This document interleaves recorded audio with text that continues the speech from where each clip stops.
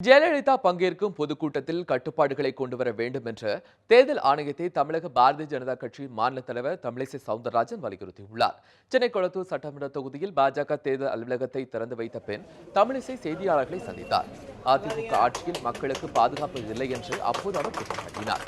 பணப்புழக்கத்தை கட்டுப்படுத்த தேர்தல் ஆணையம் கடும் நடவடிக்கைகளை எடுக்க வேண்டும் என்று வலியுறுத்திய தமிழிசை ஜெயலலிதா பொதுக்கூட்டங்களுக்கு கட்டுப்பாடுகளை விதிக்க வேண்டும் என்றும் கேட்டுக்கொண்டார். மக்களின் கருத்துக்களை பெற்று அதன் அடிப்படையில் பாரதிய ஜனதா தேர்தல் அறிக்கை தயாரித்துள்ளதாகவும் தமிழிசை சவுந்தரராஜன் கூறினார். தேர்தல் அறிக்கை இன்னும் சில மணி நேரத்திற்குள் வெளியிட இருக்கிறது. அதில் மதுவிலக்கு நிச்சயமாக இடம்பெறும். ஆனால் நாங்கள் ஒன்றை மட்டும் நாங்கள் சொல்வோம்.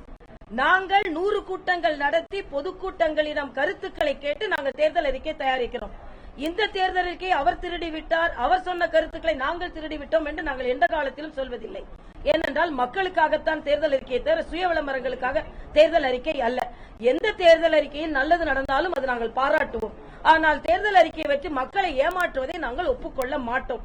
அதனால் பல தேர்தல் அறிக்கைகள் நடைமுறைப்படுத்த முடியாத மாயாஜால தேர்தல் அறிக்கைகளாக வெளிவந்து கொண்டிருக்கின்ற காலகட்டத்தில் பாரதிய ஜனதா கட்சியின் தேர்தல் அறிக்கை நிச்சயமாக மக்களுக்கு நல்லதை செய்யும் தேர்தல் அறிக்கையாக, தொலைநோக்கு திட்ட பார்வையுடன் உள்ள தேர்தல் அறிக்கையாக, மத்தியில் ஆட்சி செய்து கொண்டிருக்கும் ஒரு கட்சி, 14 மாநிலங்களில் ஆட்சி செய்து கொண்டிருக்கும் ஒரு கட்சி நிச்சயமாக நடைமுறைப்படுத்தக்கூடிய தேர்தல் அறிக்கையை தான் தரும் என்ற நம்பிக்கையோடு 3 மணிக்கு எங்கள் தேர்தல் அறிக்கையை நேரடியாக வந்து பெற்றுக் கொள்ளும்படி பத்திரிகை சகோதரர்களை நான் கேட்டுக்கொள்கிறேன்.